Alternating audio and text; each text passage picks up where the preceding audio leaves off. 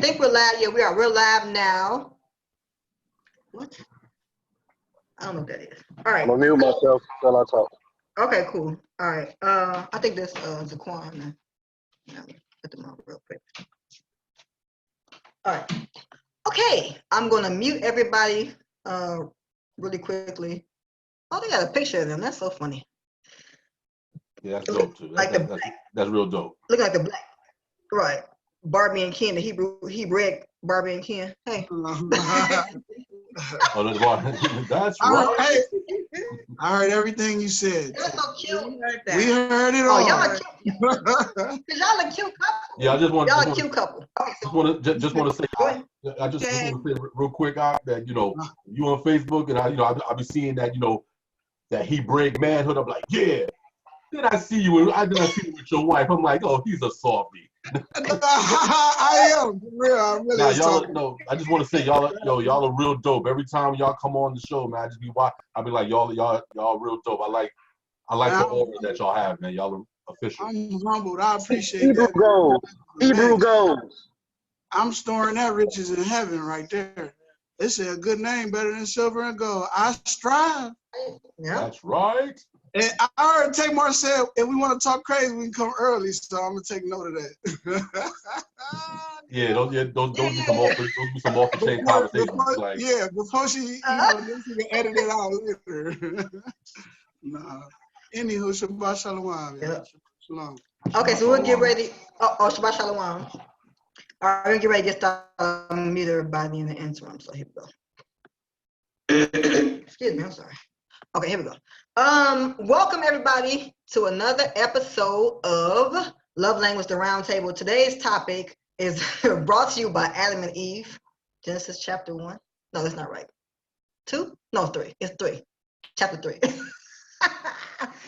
Okay. So we're talking about the role of submission in marriage, and I'm gonna be serious for 2 seconds.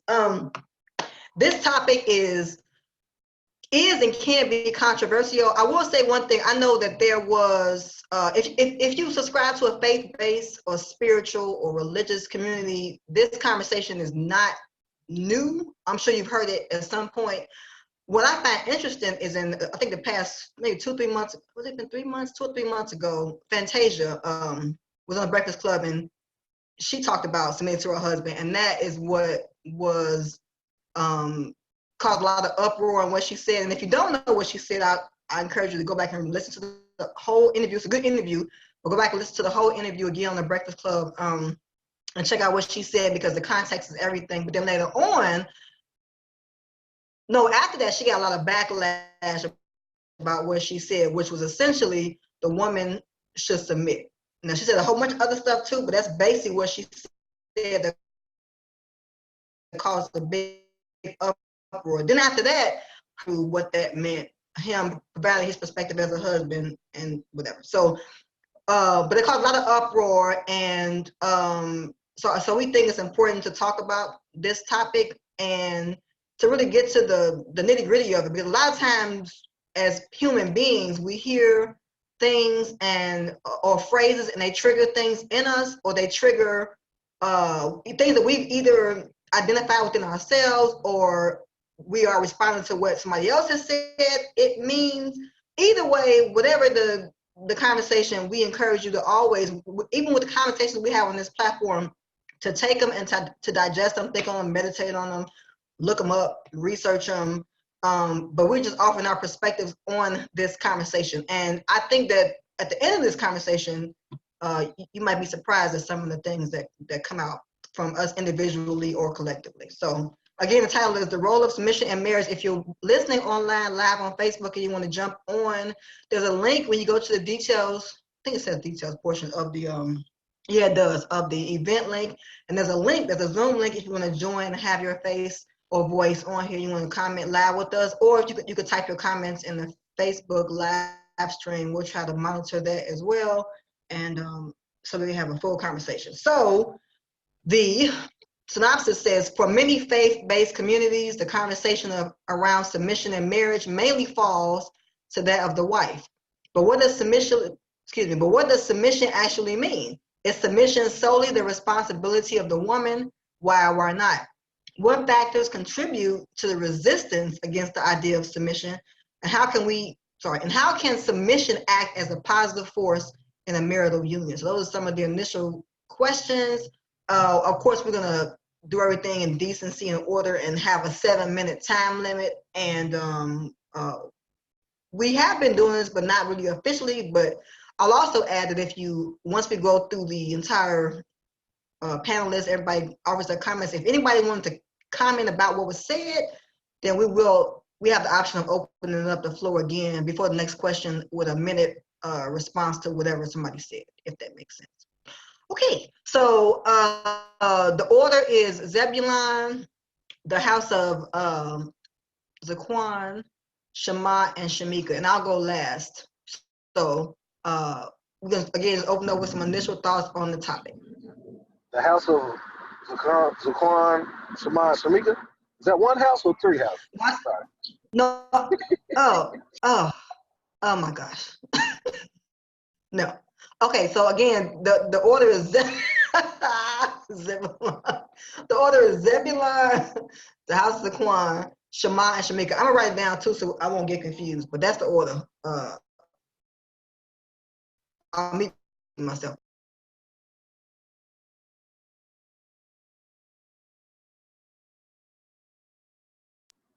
You We are can't hear you, muted, my brother. Zebulon. We can't hear you. Can you hear me now? Yes. Can everybody hear me, or am I in hell? No, we can hear you. Okay. Go ahead. Yeah. So yeah. Shalom, shalom, Shabbat shalom, everybody. Shabbat shalom. Very touchy subject, and I think for the obvious reasons. I mean, anytime you're talking about submission, there's going to be negative connotations. Some people are going to so they're going to support it. Normally, be fair. Normally, men are more supportive of the idea of submission than the women or whatever the case. But I also believe that it's because there's actually, contrary to what many of us have been led to believe, many of us do not really have a full grasp on the concept or the meaning of submission and how it even applies to us as Hebrews. I think sometimes what we tend to do, we tend to run to a certain portion, a portion in the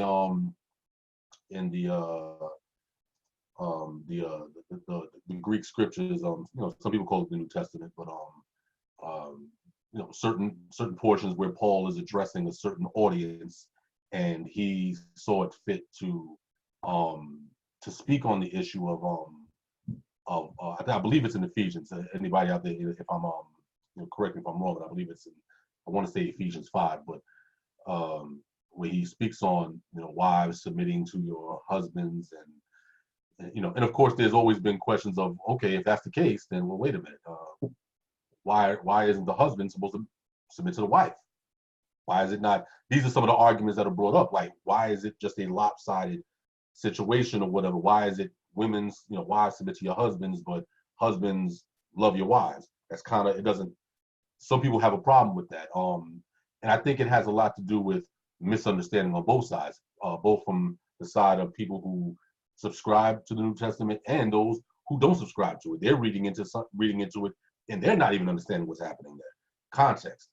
So I think that even the term submission has to be reevaluated. Is that, and being that the term submission in that sense is only really pushed by Paul. Paul is the only one who actually goes into that issue directly. Usually it's just a passive kind of concept, but he addresses it directly. And I think that the question is it what he was saying? Is that word submission represented correctly in the actual Greek text? And if it is, how did he apply it in the context of who he's speaking to? Because he's only speaking to the church of Ephesus at this point. He's not saying this to the church of Corinth. He's not saying it to the Philippians. This is not a universal concept that he's pushing. It's like he's specifically addressing this community, saying, hey, you need to X, Y, Z. And so my only question, of course, not just everybody in the panel, but just anybody who's listening, is if you do subscribe to Paul's platform, the question is, when we use that text to substantiate the idea of submission, do we understand what he's saying? And do we understand the context of what he's saying? And if you do not subscribe to Paul and his platform, then the question then to you is, what are you then basing your idea of submission on? Because I think the sister Tamar brought it out earlier. The idea of submission directly, as far as a commandment, is not in the Torah anywhere. So if it's not there, where are you extracting your ideas of submission if you don't subscribe to Paul? So that's what I'm saying. So I just wanted to kind of put that out there, not to create any kind of, inter-testament friction or anything like that, but just to say that, hey, if we're saying that submission is necessary in relationships, we have to reevaluate. We have to reevaluate these concepts. We have to look at it and say, okay, what are we extracting it from? If we're extracting it from Paul, then is this what he meant? In the context in which he gave it. If we don't subscribe to Paul, then where are we getting our ideas from? Because Moses doesn't speak about it directly. So where are we extracting these ideas from? And I think that as responsible Hebrew Israelites, dare I use that term now, as responsible Israelites, we have to look at these concepts and ask ourselves, have we fully evaluated them? They're not suggesting that submission is wrong, but just saying, have we evaluated enough to where we can speak on it authoritatively and say, yes, this is why I believe A, B, C, D about that. And then that's it. So that's my opening statement, and I will close my pie hole.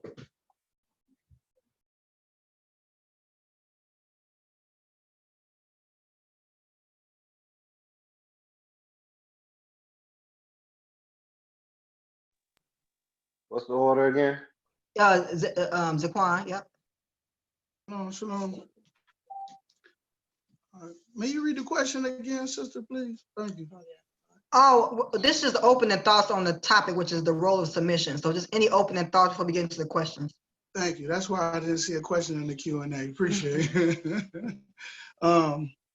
Submission. I'm working on my submission now.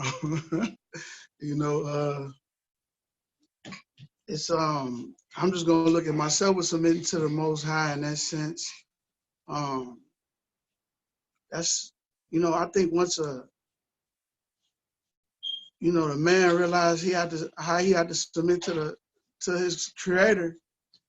Once he really click and link into that, then the woman will submit to her man because he linked it to the Most High. So that'll be submission in its complete. That would be my perspective on submission. And it ain't always easy for a man to submit to his wife in the sense of, if she say something, then it's like, I don't have to hear that. But if it's the truth, you do, or you should. It should behoove you to take heed to the spirit that's coming forth out of that vessel. We are the Most High children, so the only way I can show the Most High I love him is by loving his children that I can see. So, and that's including my neighbor, which is my neighbor right now is my wife. That's my first neighbor. So that's my thoughts on it and my opening statement. You have anything? Yeah, shalom. Submission is definitely important on both sides, the man and the woman, for a successful marriage, because a woman definitely has a large role to play in his resting place. So, if she understands how to maintain peace and order when he comes, in the house that he comes to dwell in, then he should take notes and take heed and try to give her the things that he needs, listen to her desires, and listen to, her suggestions, in maintaining that order in the house and the peace. That's my thoughts. I don't disagree with that. Hmm? I said I don't disagree with that. You know, I mean, that's just, you know, that's just last week rolled right into this, you know, courting and then submission in the marriage. So, you know, it's just like it's like a tassel. It's just interwoven and just tied into each other. So, excuse me, y'all. Amaria, get down. All right. That's it for me. I don't know if she have anything. We'll yield our time up right now. Uh-huh. Good job. No, not now. Yeah. Y'all got Just real quick, couple Uh-huh. things. I just wanted to say that Tamar, remember a while ago you asked me how is it that me and like let's say brother Shema, how we can be so optimistic about Hebraic marriage and things like that, why we're so optimistic? Those two are the example of why Hebrew marriage is so optimistic. Oh. That's why as a I got some more time. Don't do us like that. Yeah, I Don't do need us some more like time that. now. I got to put a lot on this. Oh, no, and I appreciate that, huh? I'm telling you, I appreciate it. I do. No, But and I say that in all truthfulness, that when you see, because a lot of times we tend to hear all of the horror stories. We see the horror stories of we got the breakdowns of marriages and everything, whatever like that. But when you see Hebraic excellence, you have to shout it out. Man, that's beautiful. All praise. I agree. Yeah, all praise to the Most High, right? Yeah. Because he did it work. You know, two or more together, he in the midst. So, you know, I'm on Walla, Emmanuel, you know, so, you know, he's power walk with us. That's what we got to ask for. I sometimes forget to ask for it, catch myself in the corner in detention for a little bit until I remember what I got to do to get back in place. That's why I said I'm working on my submission now, but I appreciate that, Chief, for real, I do. No doubt. That's So strength. That's strength. I appreciate that. No question. Thank you. I told you. Shema. Oh.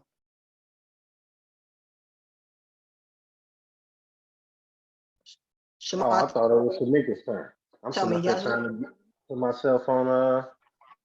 Go ahead, let Shamika go first. I'm trying to switch over to my computer. Oh, okay. Okay. We can flip it back Shamika. around once we do the questions if it's cool. But I just wanted to switch over to the computer because I don't know if y'all can hear me. You look like you can't hear me, so you know I'm gonna go. No, well, I can't hear or see that well, so I'm always like, what? Okay, go ahead, Shamika. Okay. I don't really have much to say, but can y'all hear me? Because I know you was talking about my headphones last week. Yeah, just talk a little louder because you sound kind of low to me, at least. Okay, well, for me, my initial learning on submission was not necessarily anything about the man submitting to the woman, which I learned later on down the line. But it was initially women can't say this, women can't do that. Everything your husband say, you stand by. And they try to use Abigail. They assume that even though her husband was wicked, clearly she was a righteous woman, so she submitted to him regardless. But that's an assumption because it don't say that nowhere. So for me, that was my initial learning. That's not what I believe at this point in my life. And I wish my husband was woke because he's supposed to be on this week with us, but I'm going to go try to wake him up in about a couple of minutes so he can speak for himself. But I know he has said to me, based off of a conversation I had with some other sisters, was he doesn't want a woman who doesn't have a voice. He don't want to. He said, I can be wrong. I can have to go. You can know the complete direction somewhere, but because you so submissive, you ain't even gonna tell me, because you think, well, he got it and he right, so I'm gonna let him be right, even though you know that I'm wrong. I need you to speak up and correct me.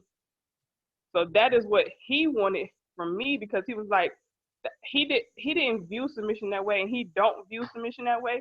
But that's how we were taught to view submission. But he never felt that it was a lack of. He said he can't deal with somebody not having a backbone, and that's how they tried to make it seem that we shouldn't have backbone. He said I might need you to be my backbone on many occasions. You strong in a lot of places where I'm weak. So if you're strong in the area and I'm weak in the area, don't let me take over this area because you're trying so hard to submit.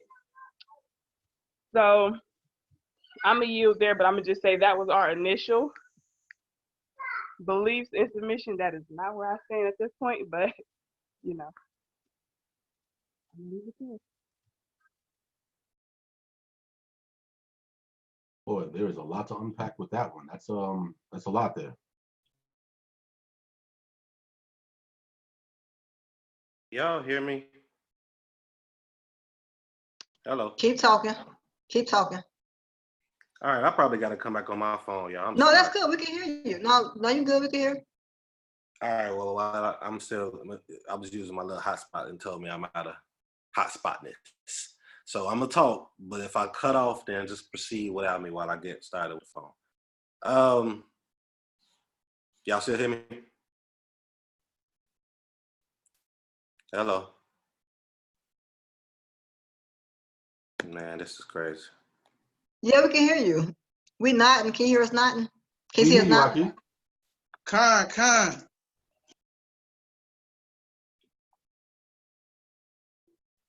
Okay. Well, let's continue. I think he's trying to All get right, back I'm back. on. I'm on my phone, y'all. Y'all can hear me. Okay, you're back. Okay. All right. Go ahead. Hear me? Hello?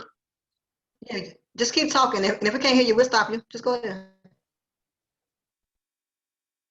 Hello? This sucks. Anybody out there? You can't hear us, but we can hear you. It's the Android. Get your iPhone. She said. All right, cool. I'm here, man. I have my, you know what? I just got these. iPhone is of the devil. I just got these new earbuds, man. I forgot that I had it on. So I saw y'all mouths moving, but I didn't know I was actually on.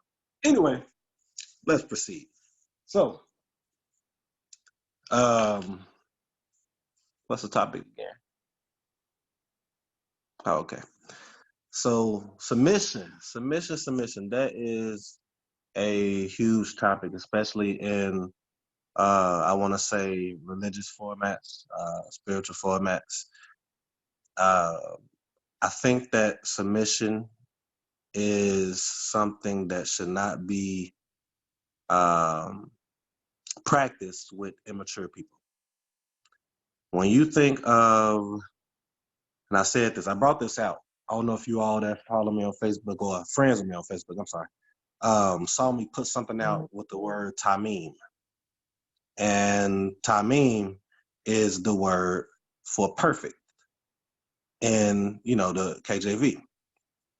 When you go through that actual word and you do a word study on it, you see stuff like innocent, integrity, complete, whole, things of that nature. I like to use that word perfect with mature, because when you think of somebody that's mature, they're level-headed, they're balanced, they're whole. That doesn't mean that they got everything part of their life together. It just means they have a sense of what we all know, like we was talking last week, shalom, peace. So what the heck does all of this have to do with it? When you have someone that is balanced, mature in the word, mature in their journey, mature as an adult, then you have a man more so that understands that submission is important for this team to function. When you think of a coach, when you think of the lead player, they understand that they have to count on their teammate. Without their teammate, the team cannot function at all. You can do all you want to do, but you won't succeed. Look at Allen Iverson, greatest pound-for-pound player of all time to me, but could not win because he did not have a team, a great team.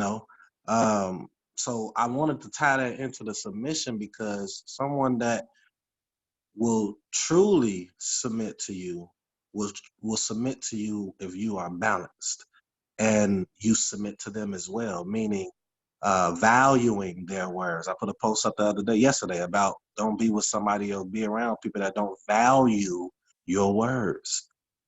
And that's what I think a lot of women in the walk that we're in, that believe that they're submitting, trying to be obedient to the Most High, but they're submitting to this man that is foul to them. And we use the Brit HaKadashah, like, I think, what is it, 2 Peter or something like that, when it talks about, being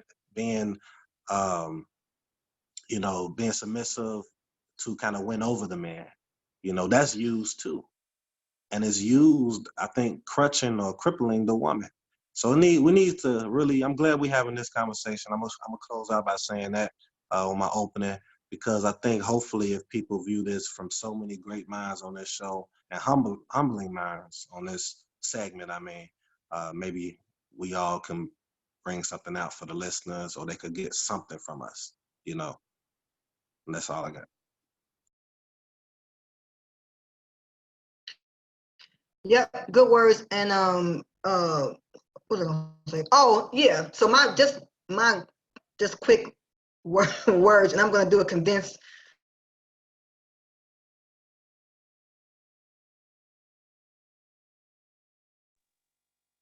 She done turned into one of those. Naturally submit to a man. Oh, there she goes. Which is why you see things like people say, "Oh, I'm a rather die chick," you know what I'm saying, or whatever people say. So and then you see it in the movies. Like a lot of the books we read, like if you was a romance novelist, like reader, like I was coming up, but you read all these stories and you see women doing these things, and it's always looked at in a positive light. So I think a lot of it is our culture that we're in now kind of glorifies it. And there's nothing wrong with it, but I just know for a fact, and I can't even think, I don't think it's my opinion, I think a woman will naturally want to do it anyway. I just think it's the construct around which we do it, which I'm sure we'll get into it in this conversation. But it is a natural inclination for the woman to do that. Real quick, I wanted to read what Noya said. Hey girl, happy Sabbath. She said, my question, this is on Facebook Live, by the way. She said, my question is, based on my understanding of the etymology of the word. I think I froze, but I don't know. Sorry, she said, my question is based on my understanding of the etymology of the word, Latin origin. She said, not our original language, by the way. Why are we coming into this understanding of putting down our natural abilities and leadership skills to be subservient? If we're one, why are we both not powerful in a relationship? So those are all interesting questions as well. And I'm sure we'll get into it. And I apologize if the thing froze. I mean, I don't know. I'm by the window. It's raining outside. I don't know. It shouldn't be freezing. Okay, so the first question is, what does submission actually mean? I think it would be good to find out what that word means. People say it, throw it around all the time. But if it's a commandment or instruction, it would be good to know what exactly that means. So.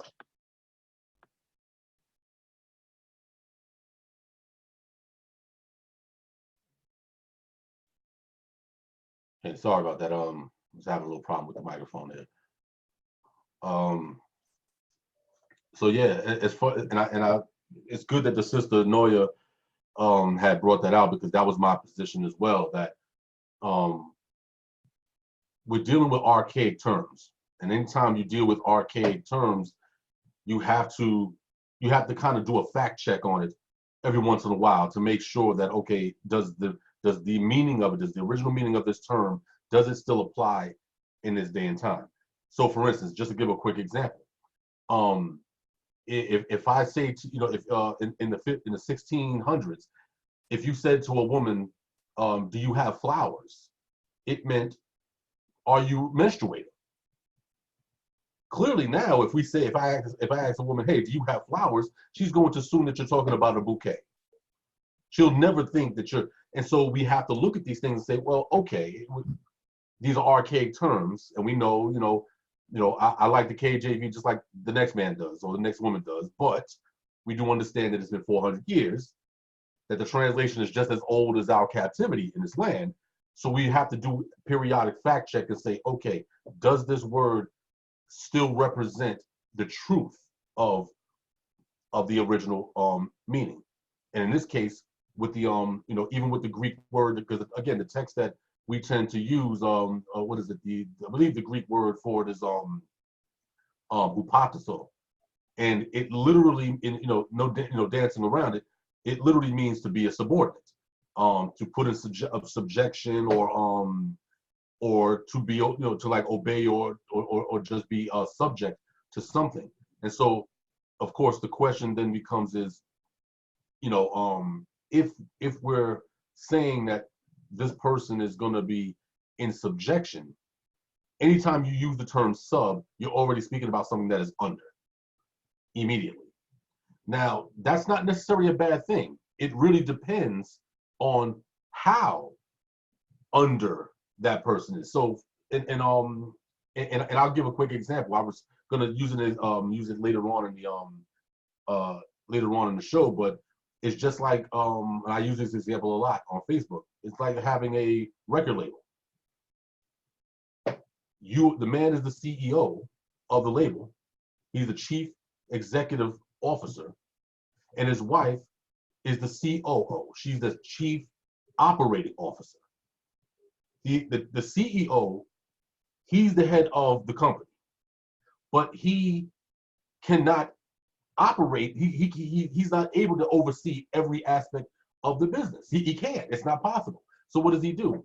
He installs a chief operating officer, a person who oversees all of the everyday going-ons in the company. They control everything that's going on inside of the company, and in this case, the household. He is the one who oversees it and makes sure that when he's out and about, that he's doing everything that is necessary to make sure that she can do her job as the COO, to give her all of the necessary tools, to have that company flourishing. So when you look at it from a business standpoint, no woman is going to be no woman is going to object to the idea of being a COO of a company, because they understand, like, oh yeah, okay, no doubt, I'm running the company, because the CEO, he's out doing whatever a CEO does. He's out there making sure that the company can continue to flourish. I'm the one who's actually putting the boots to the ground and making sure that it's actually happening. A woman does not have a problem with that type of submission when she understands that there's a value to her position. So while the CEO is not on the level of a CEO, the COO is not on the level of a CEO, the COO level or position is not a subordinate one. It is not like like I'm the CEO when you're just an A&R or just a side person. You're right there making it happen. But just like in anything, there has to be order. You know what I'm saying? You have the Most High, man, woman, whatever, or some people say, Christ, the man, woman, whatever the case. But we understand that there's a hierarchy. But it does not mean that the woman is less than anything. It just means that on this hierarchy, like my elders always says, in that marriage, it's a 51-49 split. Because there has to be an ultimate accountability. But that 49 split, that 51-49 split, no woman is going to argue about a 49 split. She's going to be like, oh, I have 49% of it. Cool. Subordinates don't have 49%. They have no percent. They do what the hell they're told and call it a day. So we understand that we have to change we have to change the narrative and understand that it is just like anything else. Marriage is a business. It is a corporation. And in a corporation, you have to have a CEO, the chief executive officer, but then you have to have someone who runs the show. And that's the COO. They're the ones who actually run it. And in a household, who runs the household? The woman runs the household. Why? Because the man is out doing what he's doing to make sure that her job is easier. that what he's out there doing his part. Like, listen, I'm over here with it. I'm a man of the field. She's dwelling in the tent. So both of you are ruling your respective areas, but the hierarchy, but there's checks and balances in that hierarchy. So again, when you present the platform in that manner, only a demon woman would would have a problem with that kind of a setup. She'd be like, oh, wait a minute, I'm the COO? Yes, I'm with that. Yes. But if you're saying that your woman is a damn slave, and that she should keep her mouth shut and say nothing, and when you come in the house or whatever like that, she should be naked cooking you dinner, well, that's a different, that's a completely different narrative, and no self-respecting Hebrew is supposed to be pushing that narrative. But if we're talking about business, and marriage is business, marriage is contracts, marriage is a corporation, why would you not want to have a COO right there helping you to run the show? If she's running her show, you don't got that. That's less for you to worry about as a man. You're like, I ain't got to worry about it. And Proverbs 31 makes that clear. It says that her husband trusts in her when he sits amongst in the gates with the elders. He's not worrying about his household. Why? Because, oh no, I know what she does. I don't have to worry about that. I don't think about my house because she's got that on smash. That's the kind of COO that you want in your corporation. Who wants a lackey? Only somebody who's questionable, you know what I'm saying, who might have questionable, male tendencies. They as a man, their manhood may be questioned. So of course they want someone who's way down here like a slave or whatever like that, because they're trying to figure out where they're at as a man. But Hebrew men are like, I'm not in no competition with my woman. She's the COO. She runs the establishment. I'm over here doing other things. Hallelujah. Praise the Most High. So that's just so I think that when we look at the etymology of these terms, not that the idea of submission is a problem. I think how it's being applied, how it's being applied is a problem, and I think how we are subjecting our women in that respect is the problem. But there's no problem with submission because all of us submit. We submit to our employers. We submit to our teachers when we're in the camp. So we have no problem with submission. The question is how that submission is being utilized, how it's being pushed. At least from my perspective.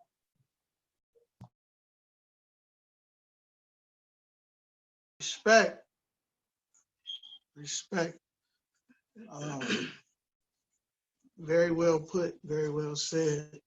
Yeah. Shammai as well spoke on maturity. Just wanted to grab that, bring that back over here. A lot came to my mind. I was thinking about Abraham and Sarah. Abraham submitted to the Most High, and it was imputed in him righteousness. So the man has to submit to the Most High. That's that order Chief was breaking down. You have to, and the Most High gonna let you know when to submit to your wife, because that's what happened with Abraham and Sarah. He said, no, you listen to your wife when it came to that subservient woman who exalted herself. That's a good verse. That's a good verse. Con. And then what came to my mind as well when he's breaking down the CEO and COO is, Adam needed to help me. He was naming, things and he was naming all the animals at that time. And, this might be a elementary view of, to some of the Hebrew scholars, but, he was naming some of the animals and he couldn't find nobody there for him that was suitable for him. He needed to help me to break down just how, to be in that order of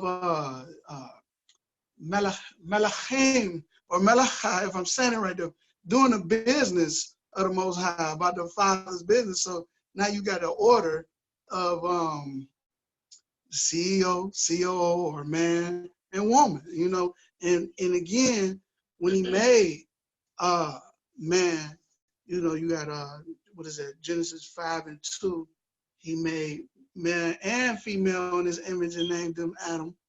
And in Genesis 1:26, I believe, he made, both male and female in his image.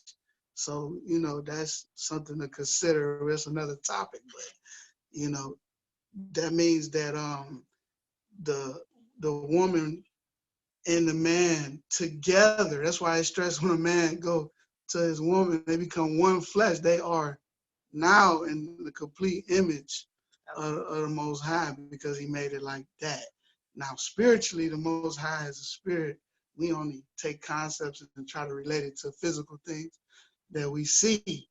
And, you know, which is Hebrew thought too, that, you know, to help you get understanding of the you know, the things that are seen and unseen.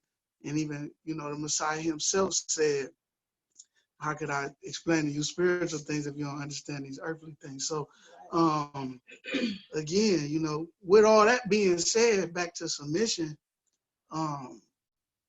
you know, 51-49, you better submit to 49 at times. You know what I mean? That's a big chunk to lose. So, and you put it that way. So, you know, that's pretty much it. Those are some of the things that came to my mind, and maturity as well. When Brother Shamar was bringing that out, and I have been following him on his Facebook, and he's been making some excellent points as far as that subject. And maturity, you know, it's so many scriptures on maturity too, you know. You won't bear any fruit until you mature. So if you have immature things, you know, ain't even bearing no fruits, trying to, you know, submit to that, or, you know, it submit to something, it should be submitting if it's immature, you know. But then you have those who exalt themselves and put themselves up here, and then they get hack, chopped down. So I yield there before I start being goofy right now.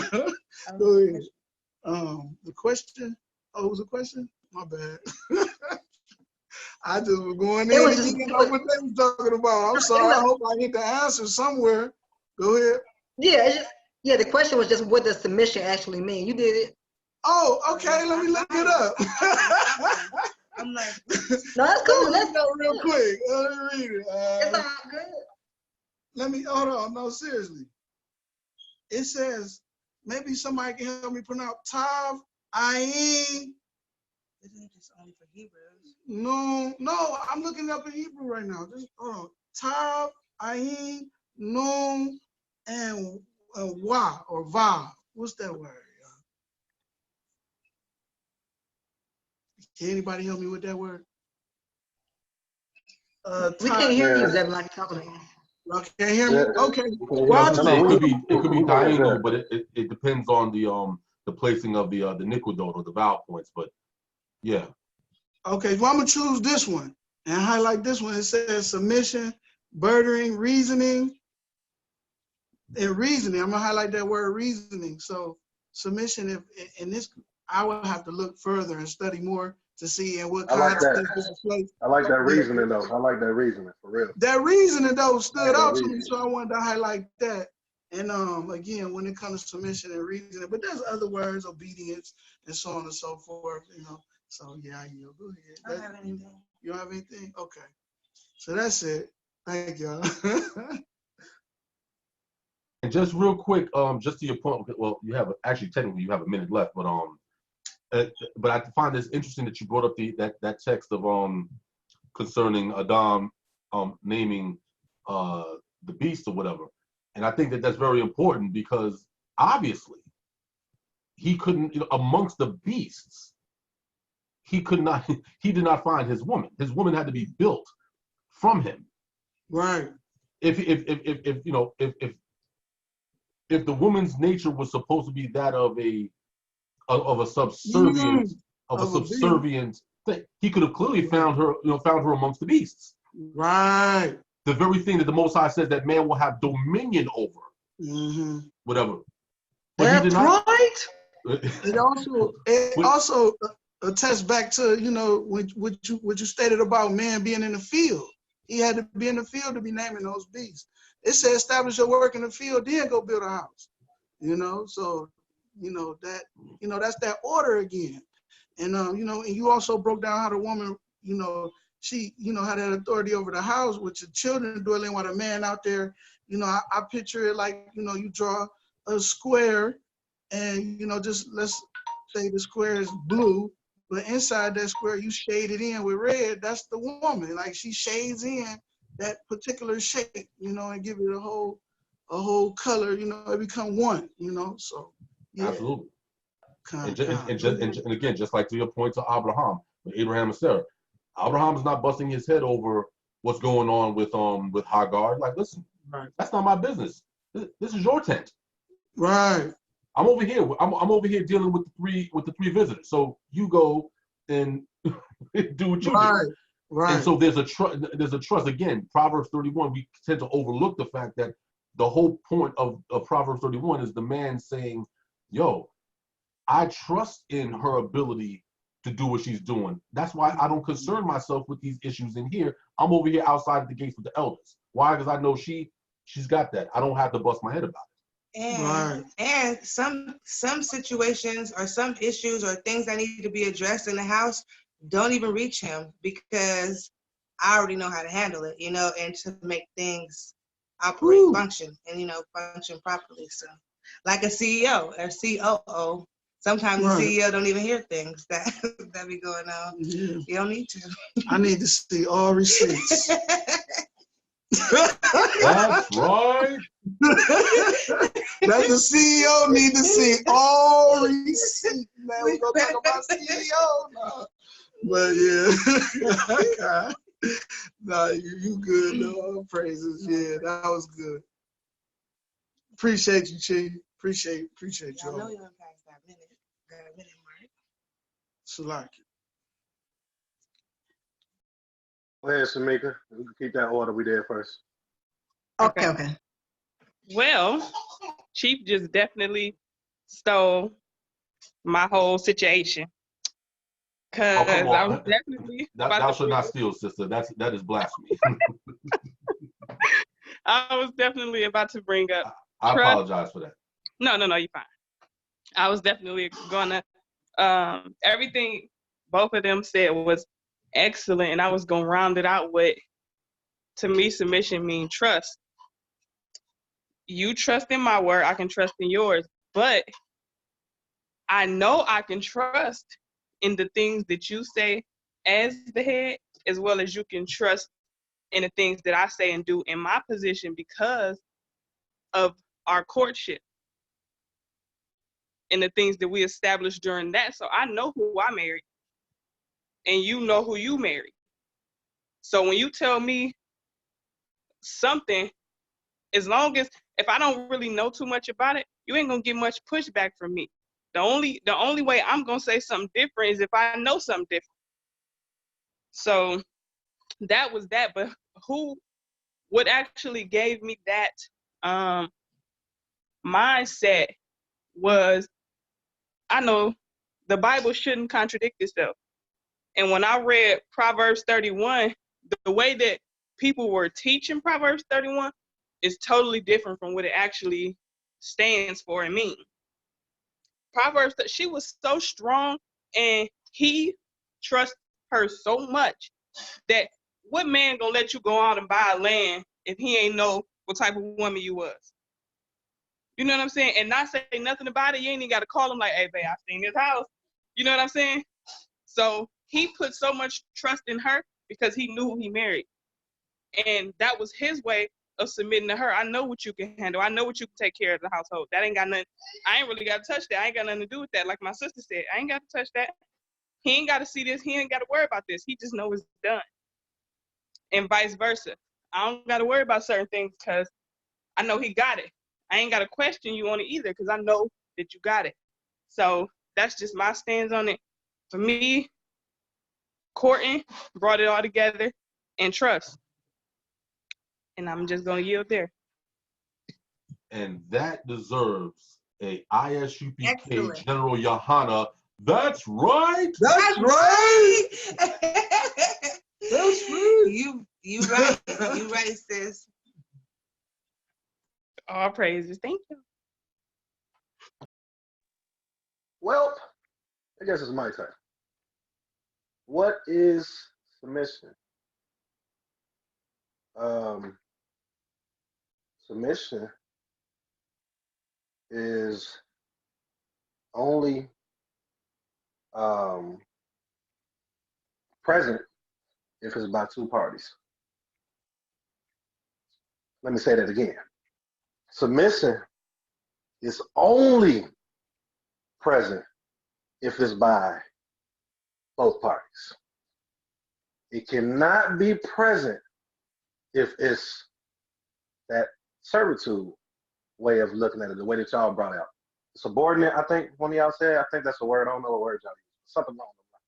Submission cannot be present unless it's done by two parties. I'm repeating it just in case tomorrow I want to quote that like she be doing on Facebook, y'all. But anyway, back to the thing. Think about it. I could go as far as speaking on a parent and a child. Submission cannot be present unless it's done by two parties. In order for you to get that child to submit, you have to submit to the needs and the observation of the child. Whew! I feel like I'm in Christian church right now, y'all. Oh my God, no, play. No, I'm over here with the foot. I got the feet going. I'm telling you, the only way that child, or that you can project, submission is you got to submit to the needs and the observations of that child. Let's put that up into the adult situation. In order for you to be in a relationship to where both of you all are submitting, you got to submit to the observation of the person you courting. Oh my goodness. Because if you don't, ain't gonna be no submission with both of y'all. Yeah, I'm done with you. I'm done. Hey, no, on some real stuff though. Let me be for real. I'm real when I said that though. But in order for it to even get to that level, because you got to look at I'm gonna be serious now though. You got to look at the maturity of the situation. What we're talking about when we're talking about submission, it has nothing to do with people that's immature. You would never see it with two individuals if both of them are not mature. If you have one that's mature and the other that's not mature, you will not see what we're talking about. It will be a clash, a continuous clash. You're going to fail. Submission is present only when respect is present, when valuing is present for each other. Submission cannot be effective if these things are not there. Both parties got to be able to do it. He brought up Abraham. Abraham, when you think of like them having the child and all that stuff, and Sarah was telling him to go ahead and have another one. I mean, I know that's a different subject, but he had to submit to his wife in that aspect. He wasn't going to do it, was he? Am I wrong? Please, Maureen, correct me if I'm wrong. For those that don't know what that means teachers on both Mora and More. If I'm wrong, correct me. So what's the definition of submission to me? The definition of submission to me is more so, it has to be present only if both are willing to submit. If you have somebody that's not going back into what brother Zaquan was bringing out, I still feel like I'm saying your name wrong, man. Like it's a W in there or something. But he put the thumb up. What was the point? I just lost my train of thought. I'm sorry. I just lost my train of thought. You were about to bring out something that it was in the New Testament. Brother Zaquan was bringing out. Yeah, he said something, and I just lost my train of thought, man. Long story short, that's what it is for me. If I remember what I was about to say, because it was important, I'll make sure I say it. But it cannot be present, man, unless both parties are mature, and unless both parties. Oh, there you go, Zaquan. When he was talking about us submitting to the Most High, or in the order of the New Testament to Christ. If you have a person that's not showing their fruit, being submissive to their journey, to their path, then you will not have a man that's going to submit to you. And with that, I yield. and vice versa, y'all. Yeah, all good points. I want to say, Kobe, I see you on here. I don't know if you want to come on or not. I just sent you a message, but I don't want to put you on the spot. But I'm going to say something, and if you want to, I'll just go back to it after I say what I'm going to say. Bye, shalom, everybody. Excuse us for being tardy. We're Hey, here. can I'm sorry, say it again. Can't hardly hear you. Speak up a little bit. I would say Shabbat Shalom. Excuse us for being tardy and joining in late, but we're not gonna go on live just at the house, but we will be present and listening and enjoying the conversation. Yeah, indeed. And thanks for joining us, sis. Thank We you for the appreciate it. invite. Yep. I'll put you back on mute.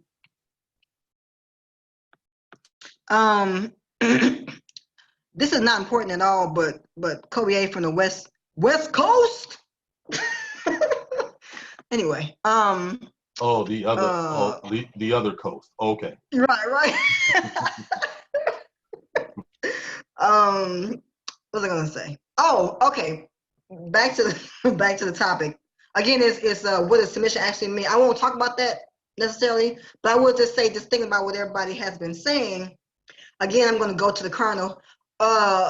When you're when you're a male and female and you're in the act, the woman receives seed, right? So she's in the act of submission, and you trust, or you should trust, that whatever you give her, she's gonna produce something wonderful as a result. You know, if she gets pregnant and have kids, whatever. So we kind of understand.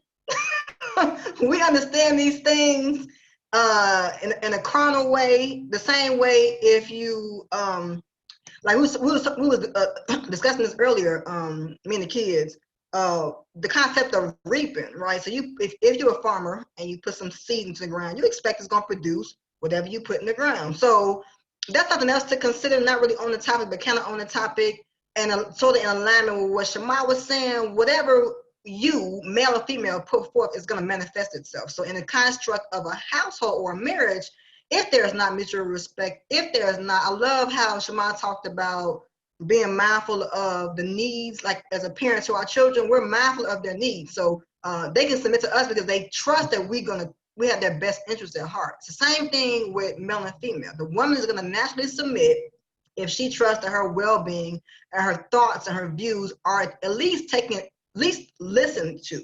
So so that's one thing. So it's not a hard construct. I have a question that may or may not come up, but we talk about all this stuff, and it seems to be such a far-fetched ideal, or it has caused a lot of confusion. So I would want to know at some point, like, what is the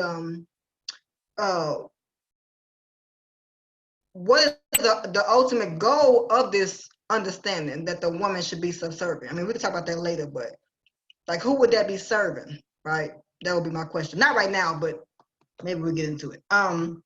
Okay, so next question is, okay, and we kind of already talked about this, so if it's repeating itself, I apologize.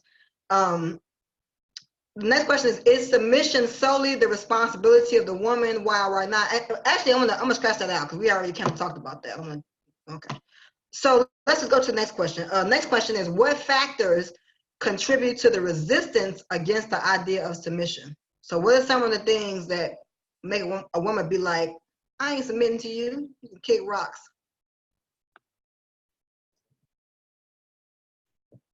Yeah, it's I think those of us who've been in this world long enough and we've observed enough, the answer to that is very clear. On both ends, not just on the male side, but on the woman's side.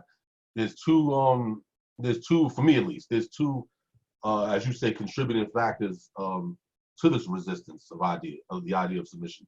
Number one, you have what I call, Euro Gentile women's lib concepts that have infiltrated our women's minds.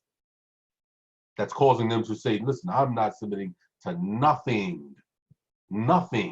Even when they know that he might be right, I'm gonna rebel just for the sake of rebelling because I'm a woman. On the flip side of that, you also have our men who've inherited Euro-Gentile male chauvinism. And of course, Euro-Gentile male chauvinism is as far as me, it's almost like 2 steps away from just being a damn homosexual, because it creates this idea of hatred for women. Like every time you see a woman or a post from a woman, you're like, oh, these damn women, you have so much hatred towards the women where it's like, dude, you might as well just go over and go find a man or something, because clearly you're not interested in a woman. And I think that Euro-Gentile male chauvinism versus Euro-Gentile women's lib is always going to be a constant clash, because as you can see with the European man and woman, they're always at war with each other for centuries. They've never been able to get along, and they have convinced us to take on their battle. And so now we're fighting each other over issues that aren't even ours. You know what I'm saying? You go back all the way to slavery, all the way into Reconstruction and Jim Crow. Our women has never had an issue with submitting to their men, and vice versa. Why? We were too busy trying to make it and trying to not be slaves for me to be sitting here trying to, disrespect you or whatever like that. There was an understanding. I'm going to be out in the field. I'm working. She's over there working in Masa's house, cleaning and, feeding the little brats or whatever the case in the big house or whatever. We're busy doing what we're supposed to be doing. It's only the clash of the Euro-Gentile man and woman that was the issue. And they've convinced us to take on their fight. So I think that amongst us, when why women have a problem with submission is because, again, submission is being presented from a Euro-Gentile platform where there is no balance. It is 99% and 1%. That's the setup. 99% man, 1% woman. The only thing that a woman can do is cook him his meal and open her legs. That's the construct that they've created for us. And even those of us who don't even agree with that, the concept has been it's permeated our community so much that even when we're against it, we sometimes say, well, it would be kind of nice to have a woman who shut her mouth, whatever like that. We fall into that. And even sisters who are so against Euro-Gentile feminism and women's lib, even they sometimes get caught out there. They get rocked to sleep a little bit and be like, oh, I'm a woman and I don't have to, and then they have to catch themselves like, whoa, that was a damn demon that just came on me. And there's a spirit. You know what I'm saying? There is a demon, a spirit. Some people call it demon, but there's a spirit that is not right involved in that type of thinking. So I think that's where the rebellion is coming from. The rebellion is coming from the presentation. Again, if you present the idea of submission, what I call unified submission, where both parties are able to say, hey, listen, you submit to my authority because you know that in this area, I'm an expert. This is what I do. You trust in what I do. So there's a submission there. But the man also, like we talked about in Proverbs 31, he's not concerning himself. I think the sister said earlier that she doesn't even have to tell the CEO what she's doing. Why the CEO? Listen, as a CEO, I didn't hire you to tell me a whole bunch of nonsense. I hired you because I know you can do the job. Listen, I'm over here on the island right now. You do what you do. I know you got this. So there shouldn't even be, we should only be talking about these issues only just to confirm what has been established or whatever. We're not sitting here beating our heads. So again, the rebellion is in the presentation of submission. It's not the idea of submission, because we submit all day, every day in our respective areas. When you go to work, do you not submit to your employee? To your employer? When your employer says, hey, go over there, I need you to go do that, you don't give them lip. Neither one of us, the male or the female, we don't give our employer lip. We say, yes, sir. And we go and do what we do. So there should never be an issue of submission. It's only how it's being presented. If it's being presented in a slave mentality, then yeah, okay, absolutely, you should rebel against that, because we are not slaves in that respect. We're, whatever. But if we're talking about business and we're saying, hey, listen, I brought you on, or I hired you or married you as a COO. I expect you to come in and do a COO's job, and vice versa. She's like, hey, listen, if you're the CEO of the company, well, do what a CEO does. And then when you present it, I think in that way, nobody has a problem with submission, because you ultimately understand that each one is submitting for what? For the flourishing of that company or the flourishing of that marriage. So if everybody's getting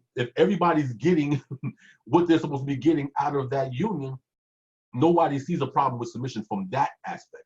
But again, anytime somebody feels like they're being treated less than a human and putting on the level of the beasts of the field, then by all means, you should rebel against that, because that is insanity. And I'll drop off there. Excellent. Man. The resistance. I'm gonna take it as Deuteronomy.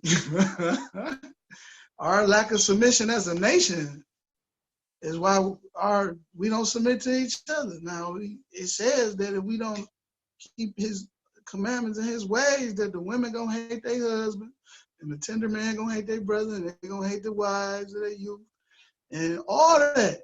So that's a manifestation of that word. That's, I'm just gonna highlight that first and foremost before I dive off into, different angles of perspective or whatever. But yeah, that's things of that nature is why I'm, all praise to the Most High. I was able to see that and say, wow, we really are under these situations because of our lack of submission. So if we just look at it like that on a nationwide, and then, and apply that macro to a micro when it comes to your, even with the wife submitting to her husband, it's the same thing. But the husband is, if the wife not submitting to her husband can hinder the whole process, but the husband not submitting to his wife as far as her needs and her whereabouts, then you not setting up a proper house or a situation. So, it goes hand in hand. I like that 5149 you brought out. That weighed a lot on me, because, that slight 51 lets you know that, the CEO or the man has the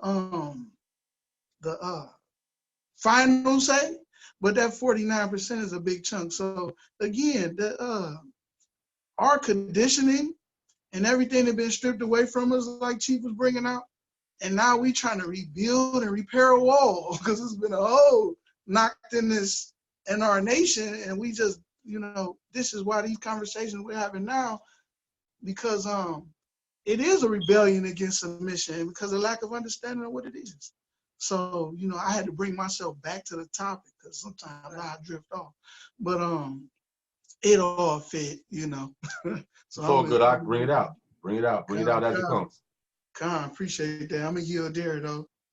I think when it comes to a marriage, factors that definitely play a big part in the resistance of submission are things like outside influence, change of heart, and recklessness, because we could see somebody else's marriage and be like, oh, babe, I think you should start doing this. Why you don't do it? And then it's like, I'm not about to start doing all this extra stuff because, well, what about what I need? What about, then you start thinking like you need all these things that you see in a different marriage, and you really don't, you have to really focus on your marriage and understand your marriage and understand your spouse. Like Sister Shamika said, I know who I married. He knows who he married. So why would I even try to look to someone else to, bring into this house? Because that's essentially what I'm doing, and vice versa. Like, if another man has something going on, great, but that doesn't mean that I am capable of the things his wife is, or are you capable of the things that he is, or whatever. We just have to be perfect in, the image that we're created in the sight of the Most High.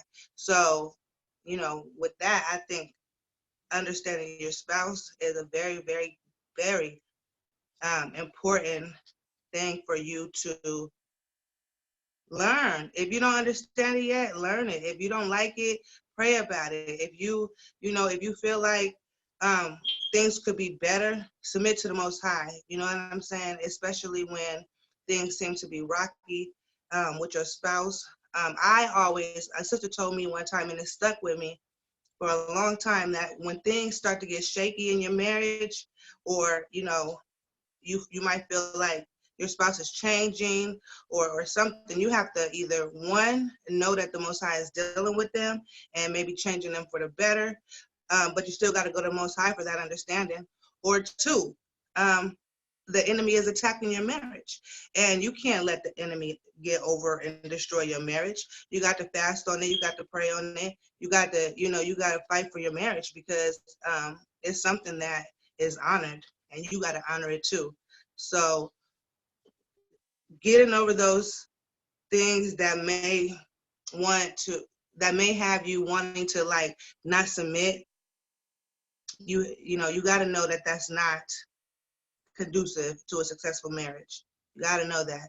And whether you guys talk it out or you feel like you can't talk about it, you gotta pray about it. And the Most High in my marriage has done wonders.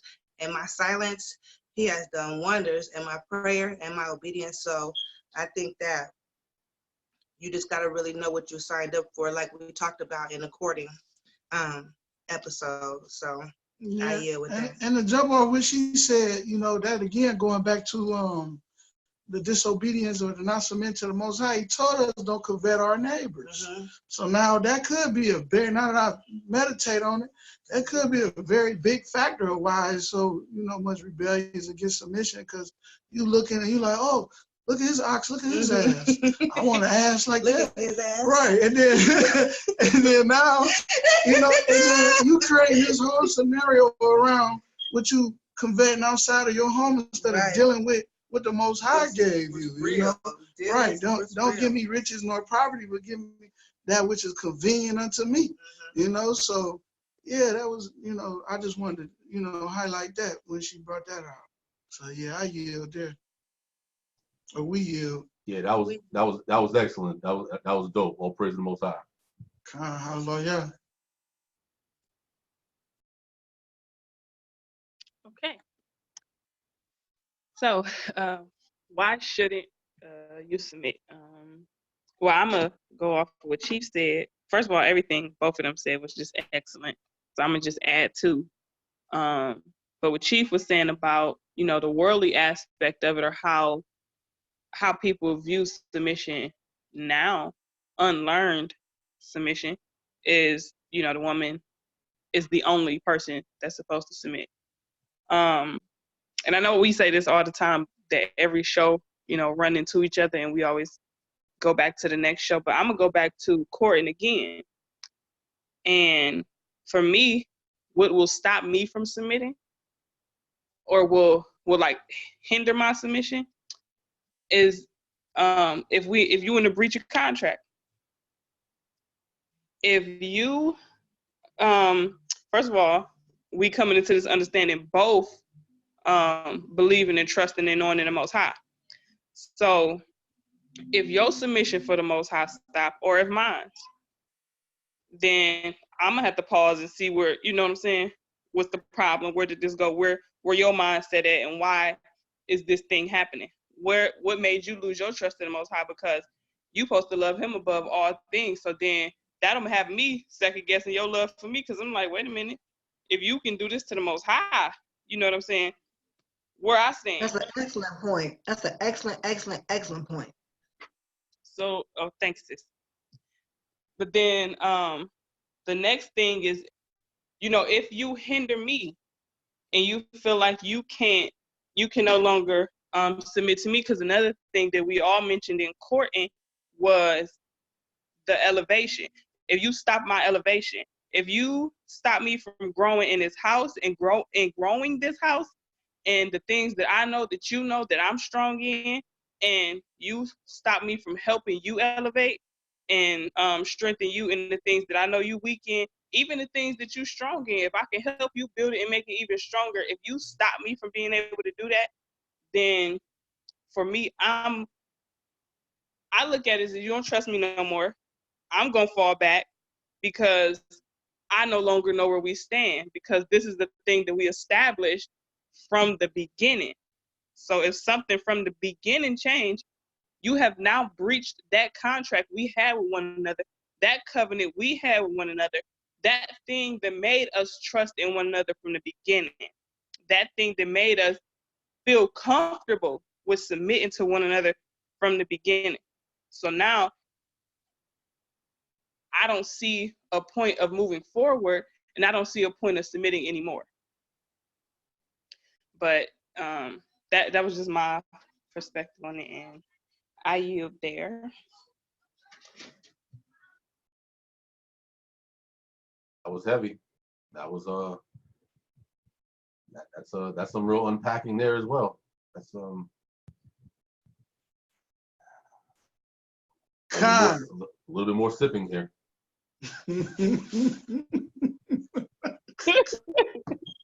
Oh, crazy.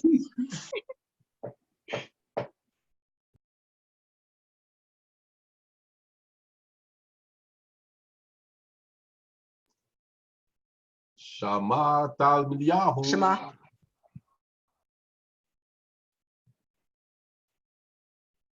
Shama Talmidiyahu. Makadashaki. You have your And earphones in? I've been talking the whole time. Y'all can hear me? Well, now we can. I hear you now. Well, I guess it was meant for y'all not to hear because I was bashing every last one of y'all. No, I'm playing. Yeah, Aki, that's witchcraft, and you need to repent, brother. Man, good stuff, everyone. I appreciate it. Let me go to this question one more time. Make sure I got it right. What factors contribute to the resistance against the idea of submission?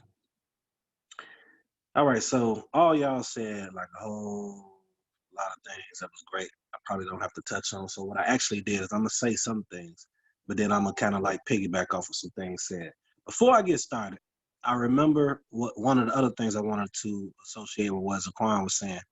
When he had said about his wife, remember he said his wife is his neighbor at the point at the time. At the time, I think treating your neighbor as you treat yourself is in the, Brei Harashah.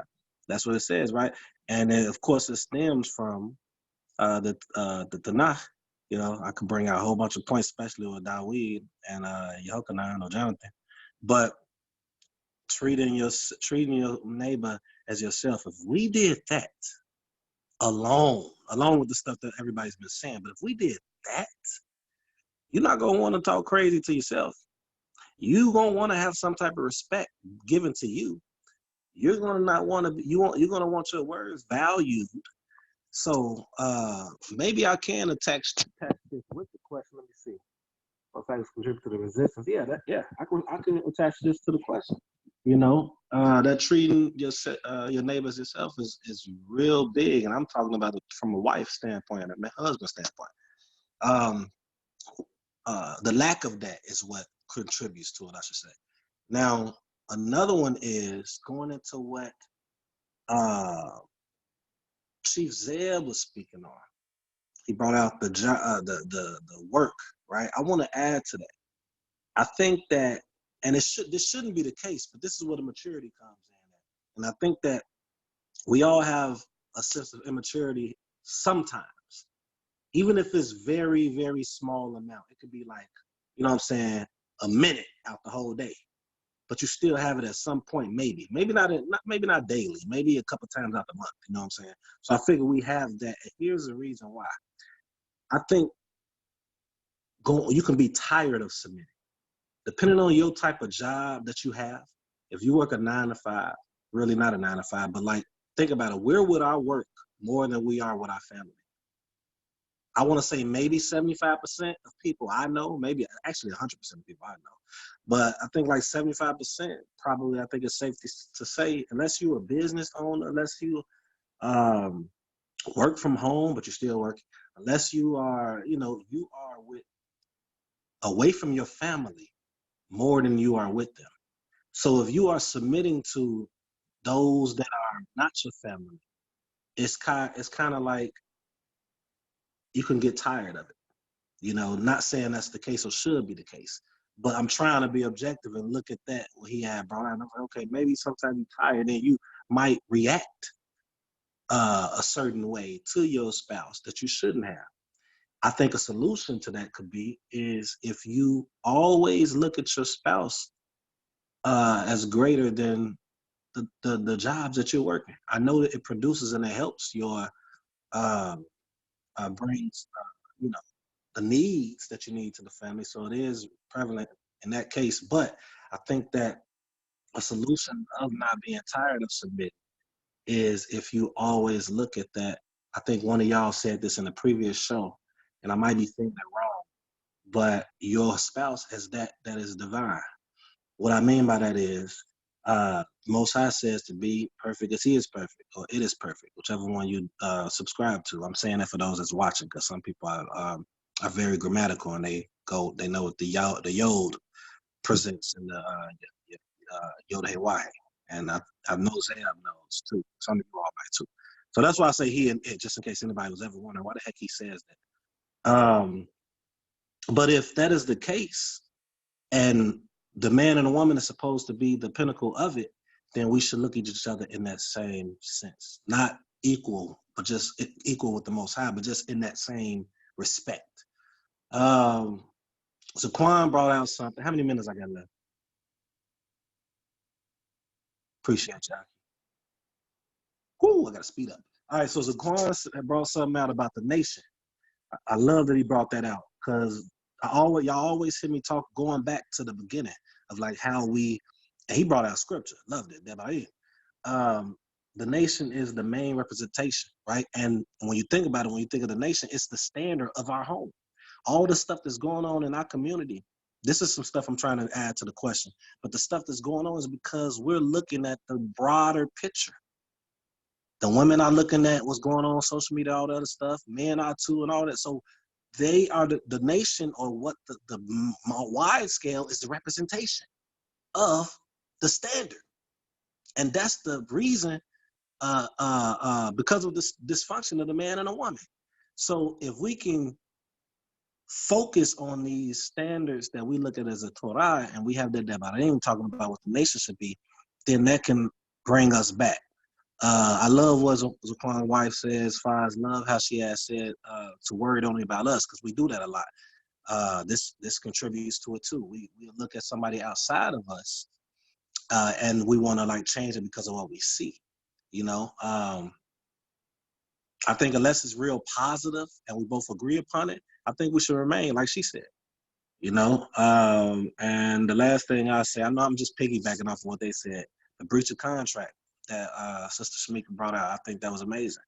I think that as long as we stay firm in that, then this resistance won't be as prevalent as it is today. So with that, I'll just end it by saying I think all of these brothers and sisters brought out great points.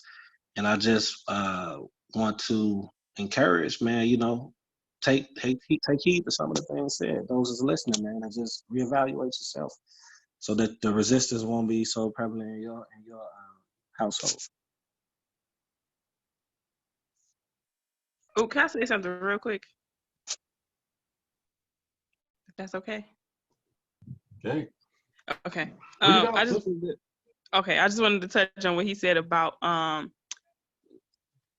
being tired of submitting. My husband brought this out to me maybe a month ago when we was having a little situation. Check on your spouse. Like check on not their health and stuff like that. I'm talking about their mindset and their mental health, because you can get so caught up in your role, he can get so caught up in his role that y'all forget to say, how you doing today? How you feeling? You know what I'm saying? So that can make you tired. Like when you have no outlet or you ain't been able to speak your piece because y'all get so caught up in y'all roles, so check on your spouse. That's all I say. Yeah, go ahead, Zeb. No, I was just gonna just say that's something I'm sitting there thinking about. Like, wow, like it's funny how with these type of platforms, a lot of times we get stuck in our own way of seeing things, our own vantage point. So when you hear somebody else comes with a different angle, you're like, huh, yeah, I need to add that to my Rolodex. I just want to just acknowledge that's official. Elohim. Love this Right. platform. All praise to the Most High. Yep. And I'm just gonna just following on what y'all said as well. I think again the question is what factors contribute to the resistance against the idea of submission. And Zeb, like you brought out the Euro Gentile dynamics and how that affects us. Also, like I'm a big proponent of we have the power to redeem ourselves, if that can be understood, not in the Antichrist way, but just in the if you keep the laws, then it's going to be basically Deuteronomy 28, 1 through 14, for those of you who read the Bible, right? So I believe we could get that now. I think a lot of it is lack of integrity, and I can only speak from the perspective of a woman, who has who believes in the Bible, who believes we Hebrews of the Bible, and haven't only really dealt with people in that community. So the integrity thing is big, and I think that oftentimes when we have these topics that seem to be so controversial, they're not really controversial. It's just not, we don't really understand the cultural, the historical aspect of it, and also like what's the productive part of it. We don't really get into it. We typically receive information and then we don't really know how to apply it, which is nobody's fault but our own individually. Again, I think Shamika talked about it earlier. We're coming into a covenant, or the laws, however you want to say you came into it, you coming into an agreement. None of us who say we Hebrews will say we didn't think that was what we was doing. We all understood that we were entering into some kind of agreement, whether you believe on Christ or not. You understood it was going to be something that she was going to be following, because we boast and brag about keeping these laws. But how often do we actually implement them? I don't think our issues is that deep. Honestly, I don't. And I get aggravated and frustrated a lot of times, and I felt burdened. Because I think I had told Zebulon one time, like, I feel like this is a rant. I feel like I don't even belong nowhere, right? Because it's so simple to me. I know Shema feels the same way. I'm gonna call you out either, Shema, but I know you feel the same way.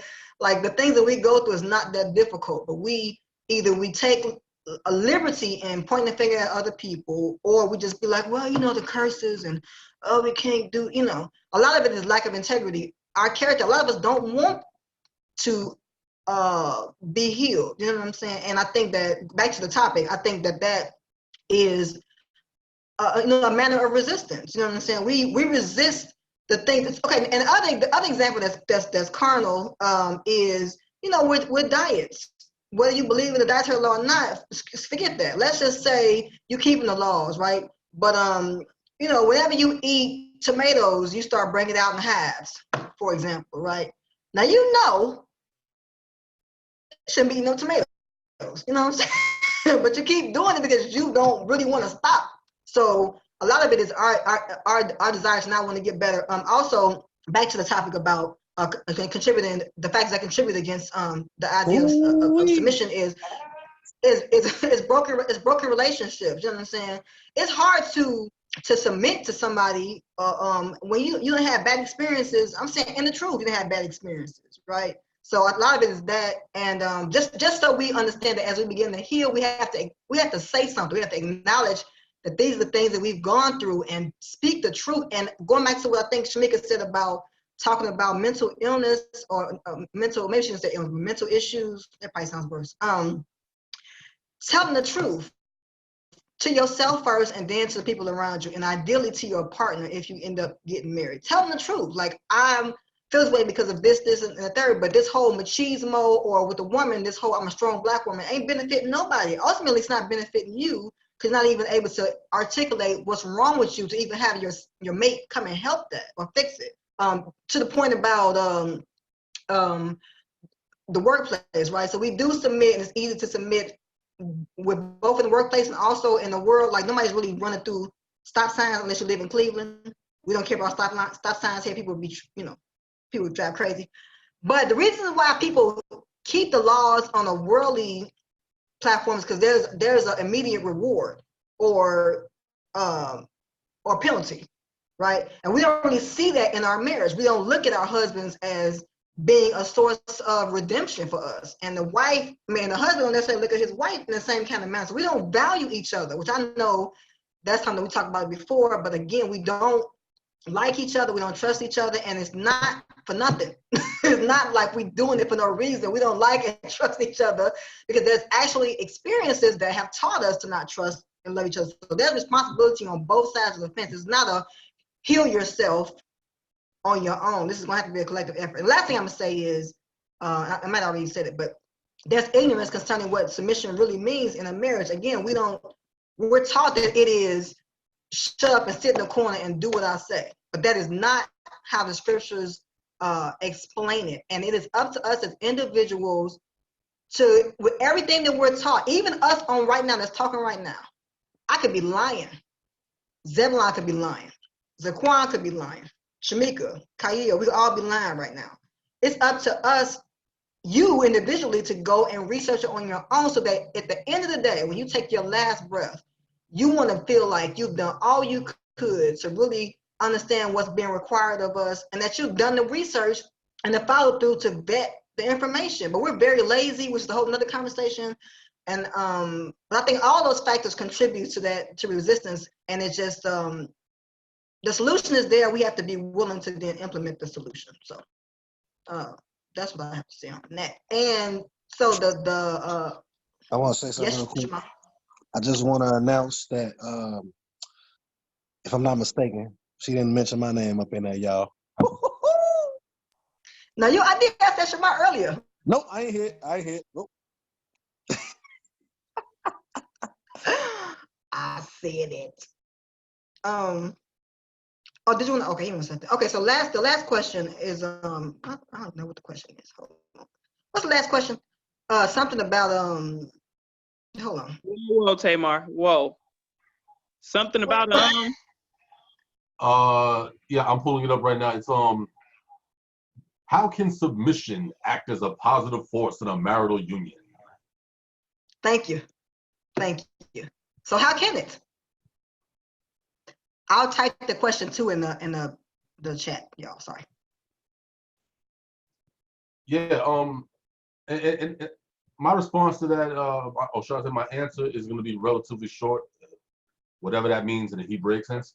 But only because we've been kind of tapping, this answer. We've been tapping it all throughout the show, and I think that that submission is a positive force only when both parties benefit from the submission. When there's when both parties see that, hey, okay, with me, and when I say submission, I'm speaking of submission from the perspective of Proverbs 31, where there's an understanding of we have our respective roles in this corporation, and I don't have to worry about what you're doing because you were brought into this union because of your expertise in that area. So I don't have to bust my head about what you're doing, and you don't have to bust your head about what I'm doing. When we understand that submission or allowing the other party to take the lead in a particular issue, whether it's financial, whether it's spiritual, whether it's social, whatever the avenues that we're talking, when you allow that person to take the lead in that because of expertise issues, that's an element of trust. And I think everybody on the panel has tapped into that idea of you can't have submission if you don't have trust. If I don't trust your ability in this area, then yes, there is going to be a problem with submission, and vice versa. If she doesn't see, trust in this individual, then how can you submit to something that you don't trust? We submit to the Most High. Why? Because He's shown us every reason that we should trust in Him. Every single reason. We don't question the Most High's ability to lead as our King. That's why we have no submission. No Israelite will ever say that they don't submit to the Most High. Of course we do, because we see the benefits of that submission. That if I submit to Yah or Higher, whatever, there's benefits that come with it. If the husband and the wife do not view each other in that same respect, where the wife sees immediate benefits from that submission, she's not going to submit. And if the husband doesn't see the benefits of his COO doing her job, then he's not going to submit. He's going to say, no. If I can't trust you to do the job, why are you here? And vice versa. You know what I'm saying? If I can't trust my CEO to run the situation, why are you here? Why are you the CEO if you can't do the job? So I think that the positive force in a marital union is when both parties can see the benefits of submission. I think that a lot of times we focus more so on the theory of submission. We talk about the ideas of submission and etymologies, and these things are great because this is what sets the platform for us. But now, once we have the platform, now we have to go further and say, okay, now how does my wife's submission to me immediately benefit her? Because we know it benefits you. It benefits the husband, absolutely. How does it benefit her now? And vice versa. If she's looking at the situation where he needs to, trust in me and submit to, my expertise, okay, how does it benefit him to put that type of responsibility in your lap? How does it benefit him? So if there's no mutual benefit in the concept of submission, then the submission in itself only remains in the level of theory, and it never leaves theory. It'll always be a concept and not an actual real, tangible, practical issue. So I think that's for me, that's what it is. It's just an issue of the benefits. Are there tangible benefits? Do I see benefits in my wife submitting to me? And is she going to receive a benefit in me submitting to her? If there's benefits, all praise the Most High. We're gonna get this bag now. Otherwise, again, what are we doing? What are we doing? You're you know what I'm saying? You're a jacked up CEO. You're a horrible COO. So what are we doing? We have a bankrupt corporation now because none of us know what we're doing. But when a CEO knows what he's supposed to be doing, and he's got a COO who's also the CFO, the chief financial officer, if you got these individuals and everybody's doing their part, you see the immediate benefits. Nobody can therefore argue with submission because you see the benefits of it. I wanted to say my favorite word is fiduciary. Fiduciary.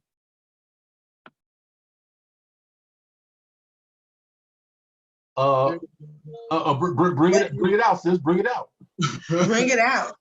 Fiduciary means you have like financial responsibility, like Zebulon was just saying, like you're responsible for the finances. Fiduciary.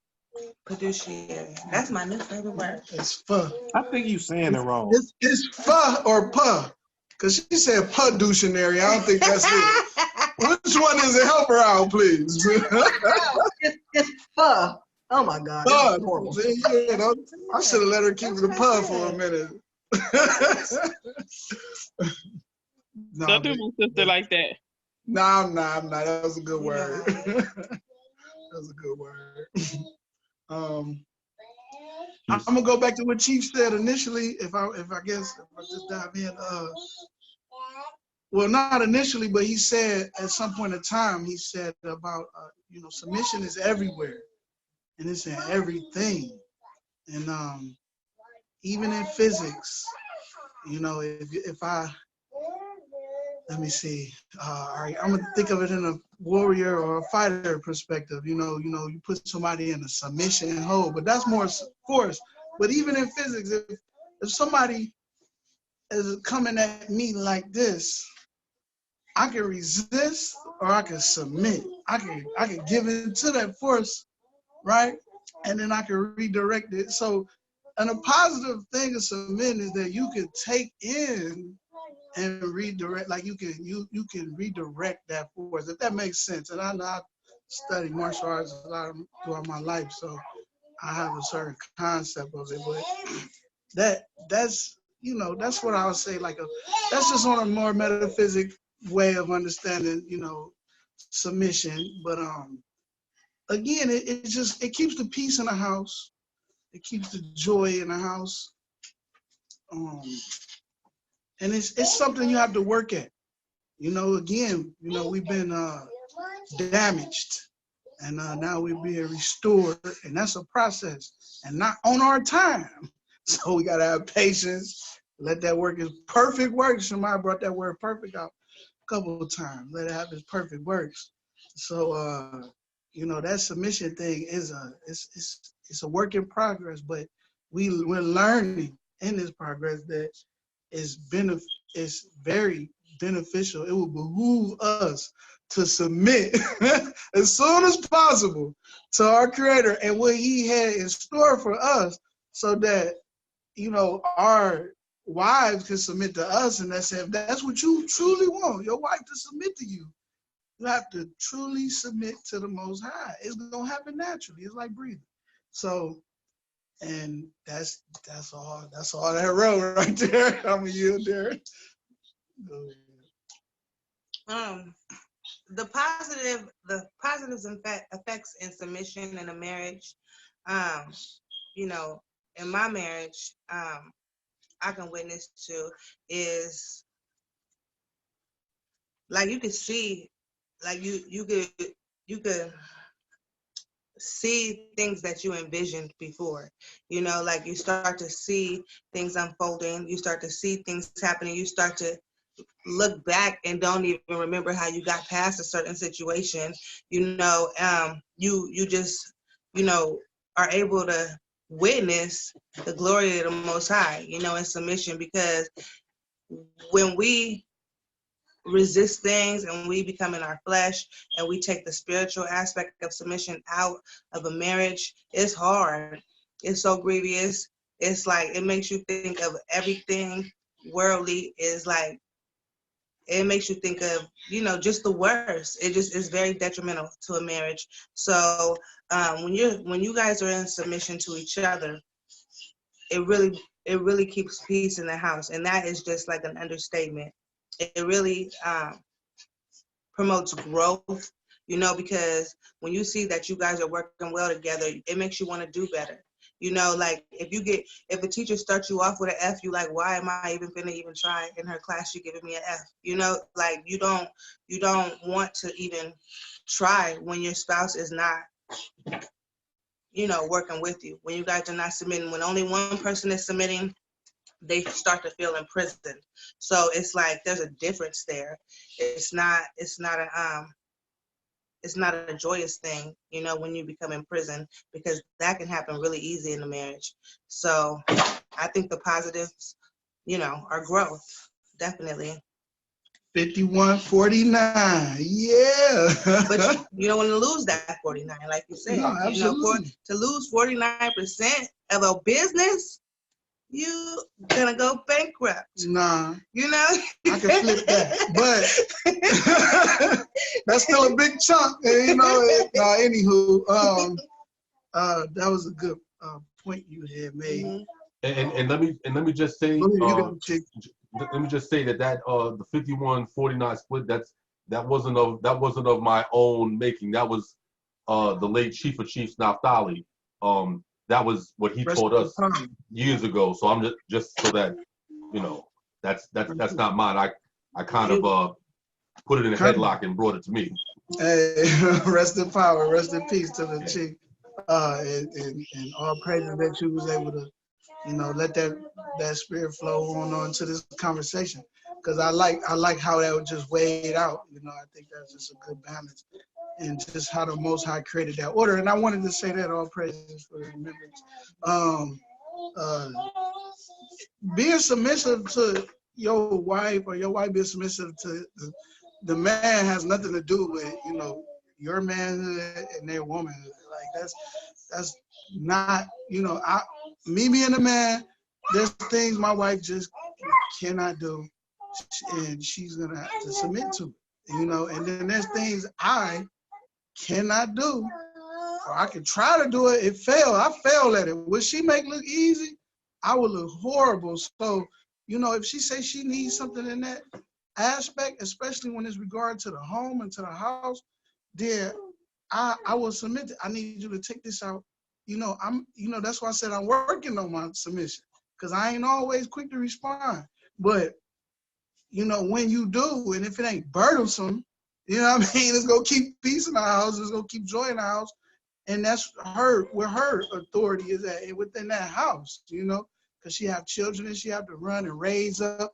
And we trying to raise our children up, as it said, you know, in Apocrypha and Sirach, that it'll be as, you know, you raise your son up, right? It'll be as the father never left. And then, you know, and then we know that the son gonna step on the serpent head, so the children is, we submit to the Most High, but we doing all this triple down for our children, and then that pattern continues. So submission is very beneficial to the everything, every positive word you can. Submission take all of the positive that the scriptures trying to tell us and just mold it together. Like, you know, you submit to it, you get the grace, the mercy, you get the love, you get the joy, all that in submission. So yeah, You at the perfect time. Hey, I want to say something real quick. Have y'all noticed? Very rarely have any of us went to 7 minutes, because we ain't been hearing that beeping in a long time. I just want to throw that out there. We've been doing a good job today. No. No, brother. We've been pushing it to the limit. I just been keeping it silent. Oh. Push it to the limit. Yes, the clock was in submission.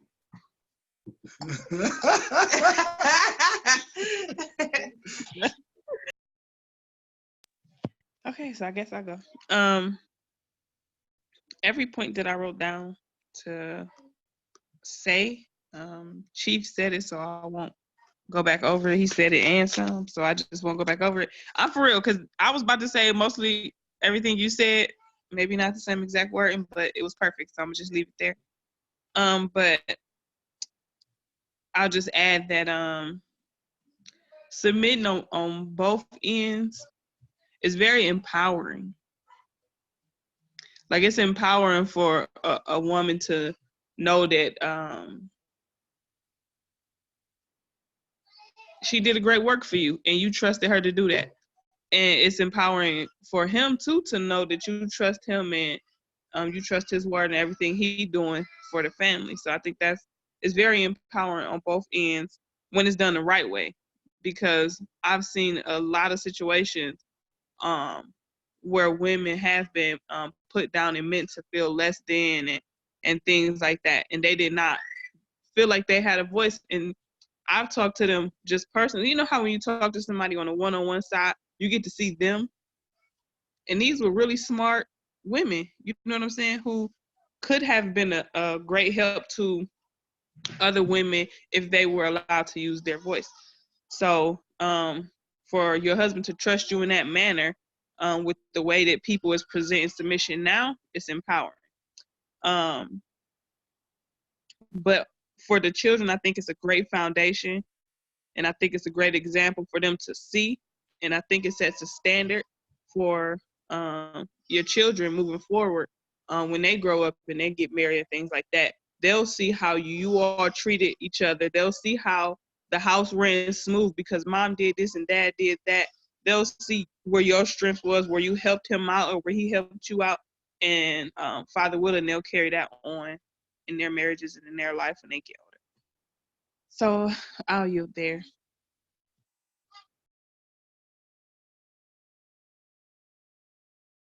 All right. I'm gonna be short. Not Hebrew short, but just really short. Question is, how can submission act as a positive force in the marital union? I'm gonna keep it like this. Let's change the word submission. That word has become a horrible word today in society. It has a negative connotation, right?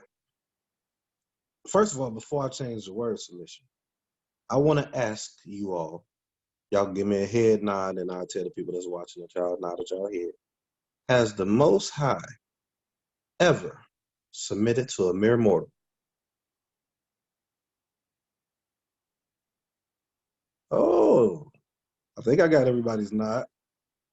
So, when going back into what Zaquan continues to say, which is excellent, but I said that for a reason because it might be people that's watching and not really understanding where he coming from, which we do, because he keeps saying, woman submit to the man, man submit to the Most High.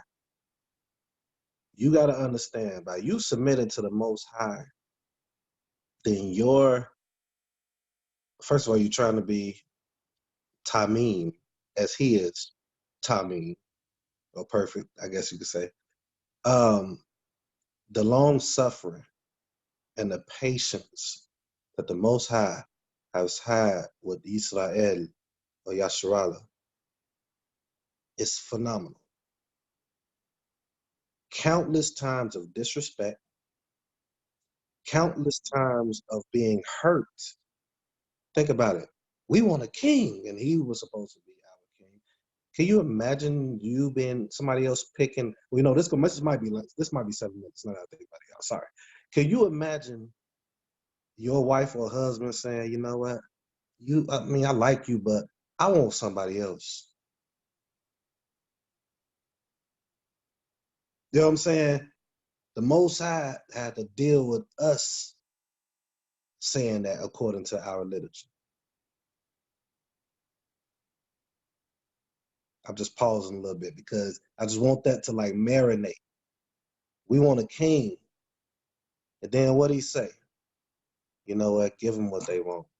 I'm trying to envision how the Most High felt, man. Probably was tearing up. You know what I'm saying? You know that. I'm going to submit to what they want. I guess, it ain't really what I want, but I'm going to submit to it, man. I love them. I want them to succeed. I know they're not going to succeed. I just got to give it to them. Then I tell them what's going to happen, and they still want it. Okay, you know what? It's cool. I'm going to submit to what you want. I got you. Go ahead. Not to say that the man or woman is going to fail because of you submitting, even if you don't feel you should agree on that point. I'm just using it as an example. So what he's saying is powerful, but I wanted to add to that. I'm going to change the word from submission to respection. It's not a word, but they should put it in the dictionary. Respect. I'm sorry, what? Respection. Okay. I made the word up, man. Put it in the dictionary, man. Because submission is basically respecting the other person. That's it. Valuing, yes, respection, Chief Zebulon. I saw your lips move. I read it. Respection. Put it in the Webster. Matter of fact, let's make our own dictionary. Respection. Nah, you off. All right, man. Nah, but I Yeah. Long story short, I man. get you. It's just about respecting and valuing. And the sister Shamika, I thought Shamika was talking about trusting. Some of you had said, I don't know if it was Zeb or if it was Zaquan that was saying expertise. We know that the Most High was the expert, and we still didn't value, trust, or respect what it is he brought forth. So that's all I have. I just wanted to point that out. I think that going back to the question, I think that how can submission act as a positive force of marriage?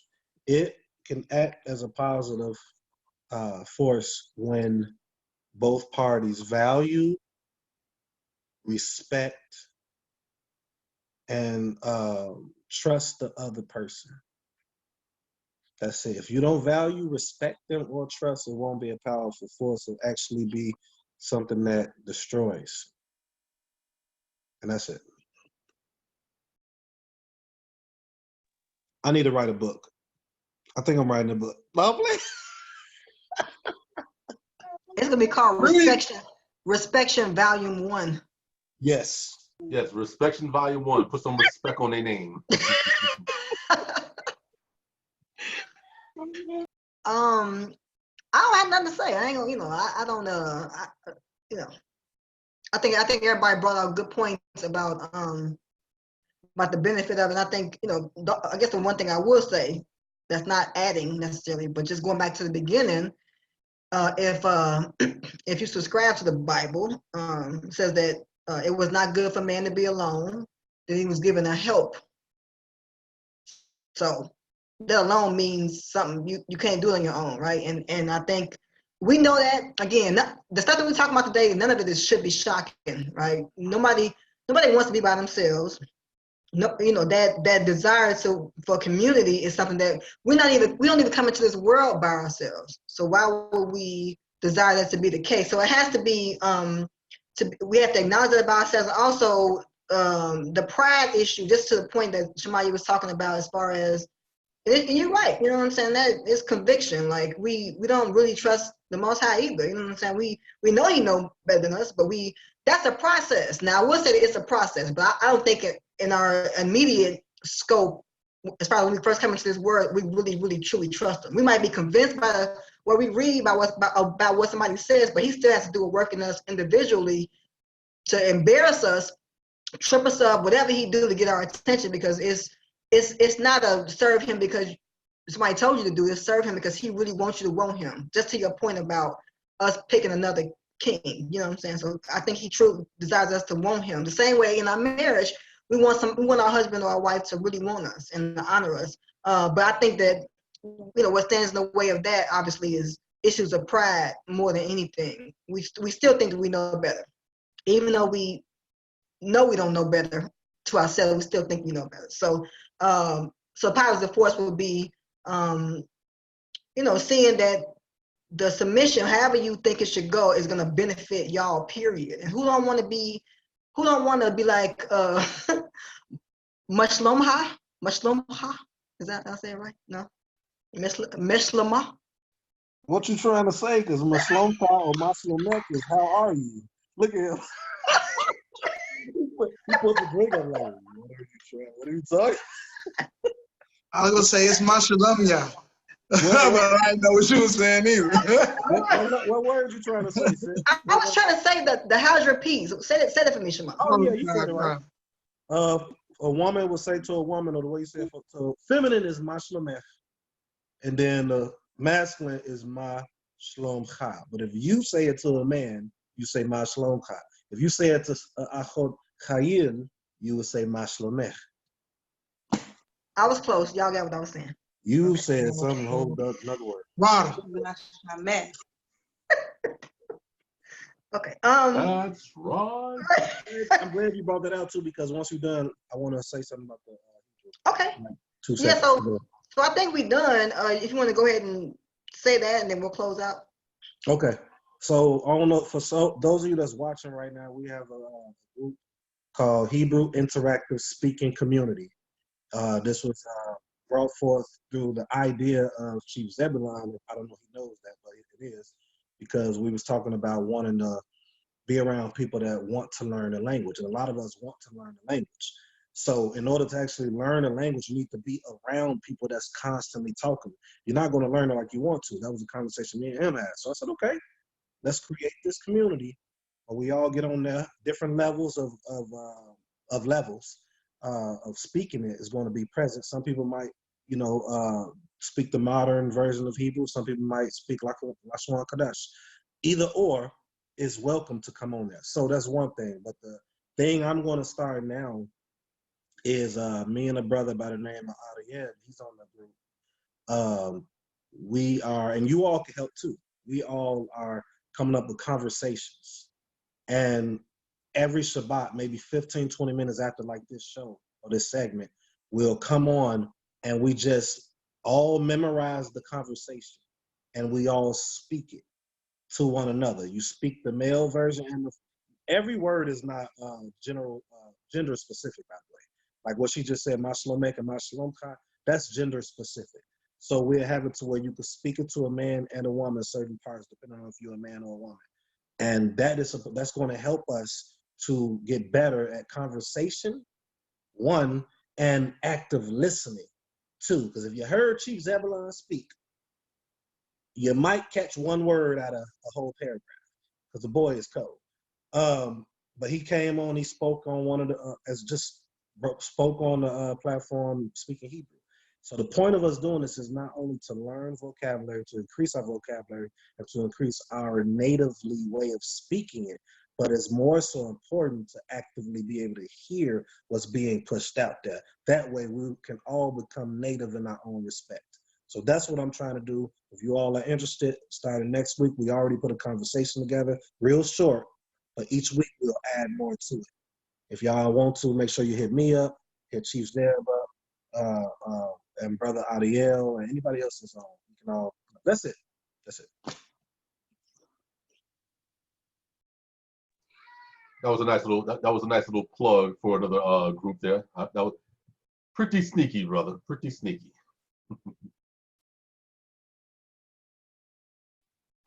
Yeah. So thanks to everybody that joined us today.